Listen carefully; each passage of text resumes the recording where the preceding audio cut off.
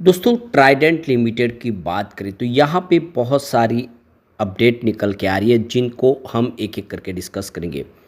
Trident limited को यहाँ पे रेटिंग एजेंसी ने रेटिंग दी है। इसके अलावा ट्राइडेंट लिमिटेड के क्वार्टर फोर की तैयारी हो गई और उसको लेकर कंपनी के जो शेयर ट्रांसफ़र एजेंट है उन्होंने उनको सर्टिफिकेट प्रोवाइड कर दिया। इसके अलावा एनएससी ने क्लेरिफिकेशन मांगा था, वॉल्यूम बढ़ गया था ज़बरदस्त उसके पीछे और इसका क्लेरिफिकेशन कंपनी की तरफ दे दिया गया। तो ये सारी बातें समझेंगे और क्वार्टर फोर की क्या संभावना बनेगी उसको भी जानेंगे, क्योंकि पिछली बार कमज़ोर रिजल्ट था, इस बार की क्या उम्मीद हो सकती है। साथ में यहाँ पे हम जयप्रकाश पावर वेंचर्स लिमिटेड को डिस्कस करेंगे। जेपी पावर को भी यहाँ पे सर्टिफिकेट मिल चुका है उनके शेयर ट्रांसफ़र एजेंट की तरफ से, क्योंकि क्वार्टर फोर यहाँ पे तैयार हो चुका है। जेपी पावर के फ्यूचर प्लान क्या है, किस तरह से कंपनी आगे बढ़ेगी और कंपनी के रिजल्ट की क्या संभावना बनेगी, जानने की कोशिश करेंगे। साथ में रिलायंस पावर को डिस्कस करेंगे जहाँ पे कुछ अपडेट है और रिलायंस पावर की आगे की रणनीति क्या उसको समझेंगे। रिलायंस पावर अनिल अंबानी की एक बहुत बड़ी मजबूत कंपनी है, लेकिन बाज़ार की गिरावट की वजह से स्टॉक काफ़ी नीचा है। अब आगे की क्या संभावना उसको जानेंगे। साथ में यहाँ पे हम अमी ऑर्गेनिक्स लिमिटेड को डिस्कस करेंगे जिसने स्टॉक को स्प्लिट करने का ऐलान कर दिया है। लेकिन फ्रेंड्स उससे पहले अगर आप पहली बार हमारे चैनल पे आए तो चैनल को सब्सक्राइब कर दीजिए, एक बेल आइकॉन दबा दीजिए ताकि जब भी नया वीडियो बने पहला नोटिफिकेशन आपको मिले। वीडियो पसंद आए तो लाइक से जरूर कीजिए। चलो फ्रेंड्स वीडियो स्टार्ट करते हैं। मैं हूँ आपका दोस्त एसबी दवे और हमारे अपने चैनल ऑनलाइन कमाई में आपका बहुत बहुत स्वागत है। तो सबसे पहले ट्राइडेंट लिमिटेड के कारोबार की बात कर ले तो 26.37 पर फ्राइडे को क्लोजिंग थी। 3.02% की गिरावट हुई। बाजार में गिरावट जो थी उसका असर यहाँ पे देखने को मिला। अब यहाँ पे जो बड़ी अपडेट निकल के आ रही है, कंपनी को केयर रेटिंग एजेंसी की तरफ से रेटिंग प्रोवाइड की गई है। तो यहाँ पे कंपनी की जो लॉन्ग टर्म बैंक फैसिलिटीज़ है करीब 206.26 करोड़ रुपीज़ की, जो कम हुई है। देख सकते हो पहले 225 करोड़ रुपीज़ के आसपास थी। तो यहाँ पे जो लॉन्ग बैंक फैसिलिटी है उसमें कमी आई है। केयर रेटिंग ने इसकी रेटिंग को देख सकते हो, केयर ने AA स्टेबल की रेटिंग दी है और इसको रीअफर्म किया, जो पहले रेटिंग थी उसी को बरकरार रखते हुए। दूसरी तरफ लॉन्ग टर्म यहाँ पे शॉर्ट टर्म बैंक फैसिलिटीज़ है करीब 1385 करोड़ रुपीज़ की, जो रिड्यूस हुई है। पहले 1800 करोड़ के आसपास थी, यहाँ पे इसमें कमी आई है। केयर की तरफ से केयर AA स्टेबल की रेटिंग मिली और केयर ने A1+ की रेटिंग दी है, जिसको रीअफर्म कर दिया गया है। इसके अलावा शॉर्ट टर्म बैंक फैसिलिटीज़ है 155 करोड़ की, जो रिड्यूस हो चुके हैं, पहले 200 करोड़ के आसपास थी। इसको भी केयर की तरफ से केयर A1+ की रेटिंग दी गई है, जिसको रीअफर्म किया गया है।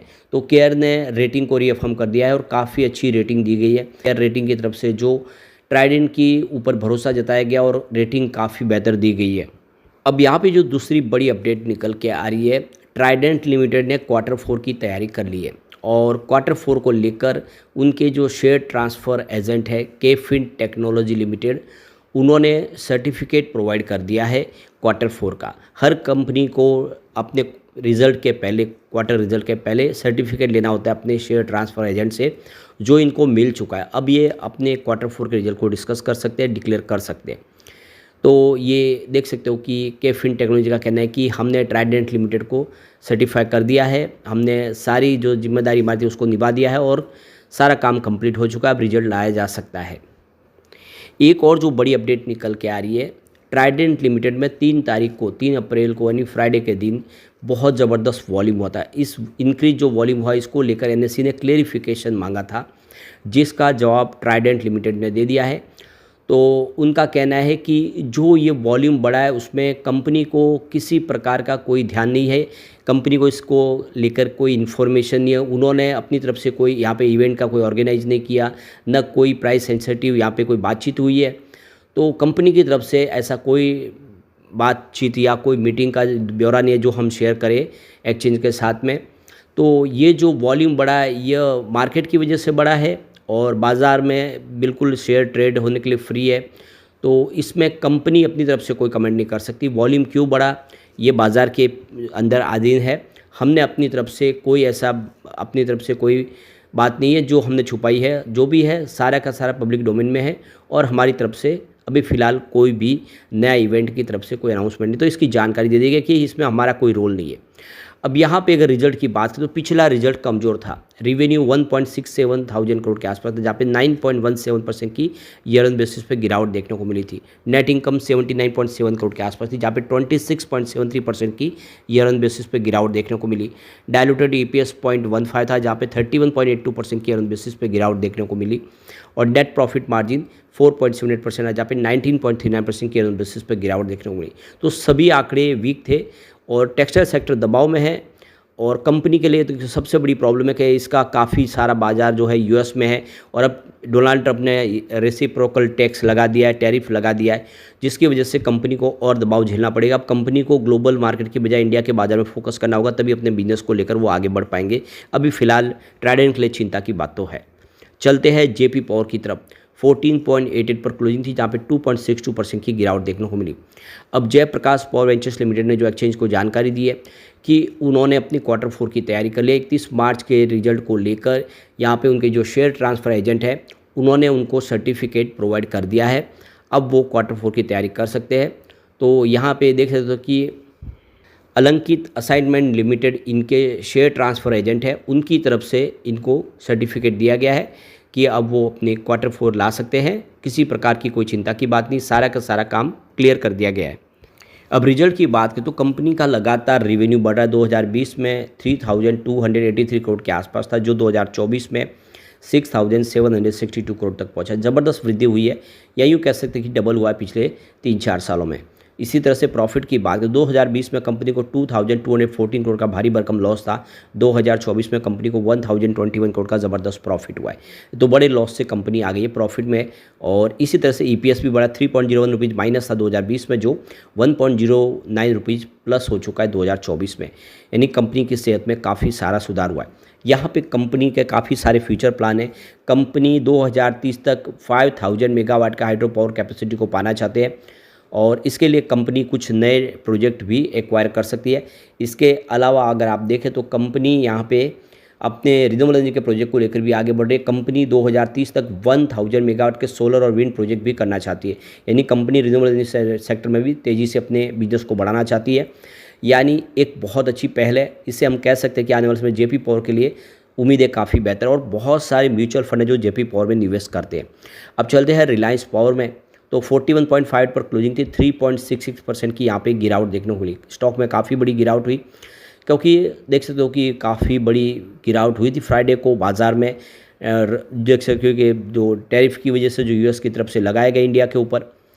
अब रिलायंस पावर जो देख सकते हो कि अपने बिजनेस को लेकर काफ़ी सारे प्लान बना रहे कंपनी। इस समय अगर आप देखें तो ग्लोबल मार्केट में भी अपनी स्थिति मजबूत करना चाहते हैं। रिन्यूएबल एनर्जी प्रोजेक्ट के लिए भी कंपनी काफ़ी तेज़ी से आगे बढ़ रही है। तो पावर जनरेशन में आप देख सकते हो कंपनी परंपरागत ऊर्जा और रिन्यूएबल एनर्जी के प्रोजेक्ट दोनों ही कर रही है, काफ़ी अच्छा है। कंपनी का डाइवर्सिफिकेशन रिन्यूएबल एनर्जी का लेकर रही है कंपनी। आप देखें तो सोलर PV मॉडल से लेके EV चार्जिंग के ऊपर, और साथ में आप देखें EV स्टोरेज के ऊपर, विंड प्रोजेक्ट के ऊपर फोकस कर रही है। इसके अलावा ग्रीन एनर्जी के ऊपर कंपनी फोकस कर रही है, जिसमें आप देखो क्लाइमेट चेंज को लेकर कंपनी के काफ़ी सारे प्रोजेक्ट हैं। सोलर प्रोजेक्ट के ऊपर कंपनी काम कर रही है, विंड प्रोजेक्ट के ऊपर। तो इस तरह से कंपनी बहुत तेज़ी से अपने कारोबार को आगे बढ़ाने की कोशिश कर रही है, इंडिया में भी और ग्लोबल मार्केट में भी। यहाँ पे कंपनी के कुछ और गोल है, जिसमें आप देखें इंटरनेशनल एक्सपेंशन के ऊपर ध्यान दिया जाए। कंपनी को ग्लोबल मार्केट में अपने कारोबार को बढ़ाना है। कॉस्ट रिडक्शन के ऊपर फोकस किया जा रहा है। फ्यूल सप्लाई सिक्योरिटी के ऊपर फोकस कर रही है कंपनी। कस्टमर केयर मजबूत कर रही है, और डाइवर्सिफाइड किया जा रहा है फ्यूल सोर्स और टेक्नोलॉजी के ऊपर। स्ट्रेटेजिकल लोकेटेड पावर प्रोजेक्ट के ऊपर फोकस कर रही है। तो कंपनी इस तरह से अपने प्रोजेक्ट को लेकर काफ़ी प्लान बना रही है, जिससे हम कह सकते हैं कि आने वाले समय रिलायंस पावर बेहतर कर सकता है। चलते हैं अमी ऑर्गेनिक्स लिमिटेड की तरफ। 2312 पर क्लोजिंग थी, जहां पे 8.19% की बड़ी गिरावट देखने को मिली। स्टॉक काफ़ी दबाव में आ गया, बड़ी गिरावट हुई, बाजार में गिरावट का असर देखने को मिला। लेकिन कंपनी स्टॉक को स्प्लिट करने जा रही है। 10-5 के रेशो में कंपनी स्टॉक को स्प्लिट कर देगी। इसकी अनाउंसमेंट डेट थी 21/2/2025, और इसकी एक्स डेट है 25/4/2025। तो 25/4/2025 के पहले पहले अगर आप शेयर खरीदते हो, आपके डीमेट अकाउंट में शेयर होंगे, तो आपको इस स्प्लिट का फ़ायदा मिल जाएगा। अब यहाँ पे पिछला रिजल्ट काफ़ी बेहतर था Q3 का। रेवेन्यू 274 करोड़ के आसपास था, जहाँ पे 65.21% की अर्न बेसिस पे शानदार वृद्धि देखने को मिली। नेट इनकम 44.95 करोड़ के आसपास थी, जहाँ पे 168% की अर्न बेसिस पे ज़बरदस्त बढ़त देखने को मिली। डायलूटेड EPS 11.35 रहा, जहाँ पे 134% की अर्न बेसिस पे वृद्धि देखने को मिली। नेट प्रॉफिट मार्जिन 16.35% रहा, जहाँ पे 62.36% की ज़बरदस्त ईयर ऑन बेसिस पे वृद्धि देखने को मिली। तो ओवरऑल अमी ऑर्गेनिक का बिजनेस काफ़ी शानदार है और अब स्प्लिट का फ़ायदा मिल सकता है। लेकिन फ्रेंड्स, कोई भी इन्वेस्टमेंट करने से पहले अपने फाइनेंशियल एडवाइजर से एडवाइस ले ले या अपना खुद का रिसर्च करें, क्योंकि हमारे वीडियो आपके एजुकेशनल पर्पज़ के लिए ही बनाए। वीडियो पसंद आए तो लाइक से जरूर कीजिए और चैनल को सब्सक्राइब कर दीजिए। Thank you friends.